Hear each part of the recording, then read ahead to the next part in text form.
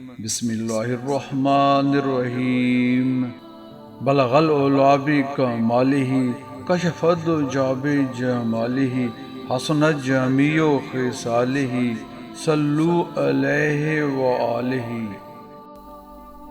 مقالہ نمبر 44 مومن کی بعض دعائیں قبول نہ ہونے کی وجہ۔ حضرت قطب ربانی محبوب سبحانی سید عبد القادر جیلانی رضی اللہ تعالیٰ عنہ نے ارشاد فرمایا، مومن کی دعا لازمی طور پر قبول نہیں کی جاتی، اور جو دعا قبول نہیں کی جاتی اس کے قبول نہ ہونے میں بھی حکمت الہی کے تحت اس کے لیے بہت سے فوائد مضمر ہوتے ہیں۔ انسان عالم الغیب نہیں بلکہ عالم الغیب صرف اللہ تعالیٰ ہے، اور وہی خوب جانتا ہے کہ اس کے بندہ کی فلاح و بہبود کس چیز میں ہے۔ ایک آیت کلام اللہ کے حسب معنی عین ممکن ہے کہ ایک چیز ہم اپنے لیے مفید سمجھ کر اللہ تعالیٰ سے طلب کریں، لیکن حقیقتاً وہ ہمارے لیے مضر ہو، اور اسی طرح عین ممکن ہے کہ ایک چیز کو ہم بظاہر اپنے لیے مضر سمجھتے ہوئے اس سے نہ مانگیں، لیکن حقیقتاً وہ ہمارے لیے نہایت مفید ہو اور اللہ تعالیٰ از خود ہمیں عطا فرما دے۔ سبحان اللہ۔ بعض وقت دعا کے قبول نہ ہونے کا ایک سبب یہ بھی ہوتا ہے کہ بندہ غافل نہ ہو جائے اور خوف و رجا جو ایمان کے لوازم سے ہے اس سے زائل نہ ہو جائے۔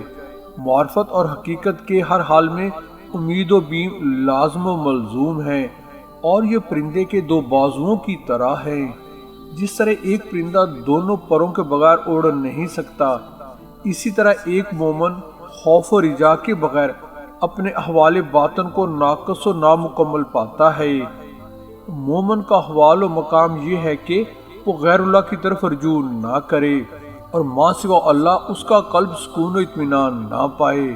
بس ہر دعا کی قبولیت پر اصرار کرنا بھی غیر اللہ کی حیثیت رکھتا ہے۔ استغفر اللہ۔ اور مومن کے عقیدہ توحید کے منافی ہے۔ بس ہر دعا کے قبول نہ ہونے کے دو واضح سبب ہیں۔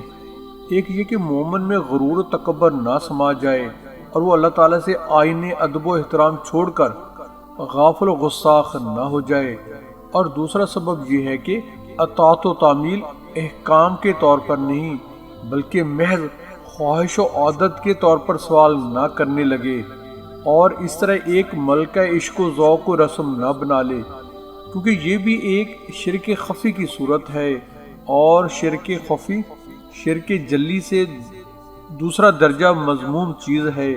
اور اللہ تعالیٰ سے سوال جب خالصتاً اتباع شریعت اور امتثال امر کے لیے ہوگا تو وہ سوال مومن کے لیے زیادہ قرب الہی کا باعث ہوگا، اور اس پر رضا الہی لازم ہوگی۔ جس طرح کے فرائض اسلامیہ کی پیروی اور تبلیغ دین قرب خدا بندی کا موجب ہے، اور ایسے تمام سوالات جو اتباع شریعت یا تبلیغ و اشاعت دین کے لیے ہوں، چونکہ نفس کی خواہشات سے برعکس ہوتے ہیں، لہٰذا ان کی قبولیت بھی یقینی ہوتی ہے۔ بس ہم نے بعض اوقات مومن کی دعا قبول نہ ہونے کے اسباب بیان کیے ہیں، لیکن اس کا یہ مطلب ہرگز نہیں کہ بندہ اللہ تعالیٰ کے حضور اپنی حاجات و ضروریات پیش نہ کرے اور اس سے دعا و التجا میں غفلت و کوتاہی سے کام لے، کیونکہ ایک مومن موحد کے لیے اللہ تعالیٰ کے علاوہ اور ملجا و ماوا کیا ہو سکتا ہے؟ بلکہ کلام اللہ میں کتنی ہی جگہ اللہ تعالیٰ حکماً مومن سے مطالبہ کرتا ہے کہ وہ اپنی حاجات و ضروریات اس کے حضور پیش کرے تاکہ وہ اس کی دعا قبول کرے اور اس کی مشکل کشائی فرمائے۔ مثلاً فرمایا، مسلمانوں میرے حضور دعا کرو تاکہ میں تمہاری دعا قبول کروں اور تمہاری حاجات و ضروریات تمہیں دوں۔ اور ایک دوسری جگہ بطور عہد فرمایا، جب میرے بندے میرے متعلق آپ صلی اللہ علیہ وآلہ وسلم سے دریافت کریں تو فرمائیے کہ میں ان سے بہت قریب ہوں، جب بھی کوئی پکارنے والا مجھے پکارتا ہے تو میں اس کی دعا قبول کرتا ہوں۔ بس بندوں کو چاہیے کہ وہ میری اطاعت اختیار کریں۔ سبحان اللہ۔ بارگاہ الہی میں دعا گو ہیں کہ اللہ تعالی ہماری دعاؤں کو شرف قبولیت بخشے، آمین۔ بہن اور بھائیوں، ایک لاویبل ریکویسٹ ہے کہ ہمارے YouTube channel Islam T V by Wahid ji کو سبسکرائب کر کے بیل آئیکن پر کلک کر لیں آل کو چیک ان کر لیں۔ ہماری ویڈیوز کو اپنے حلقہ احباب میں شیئر کریں۔ دعاؤں کی درخواست ہے۔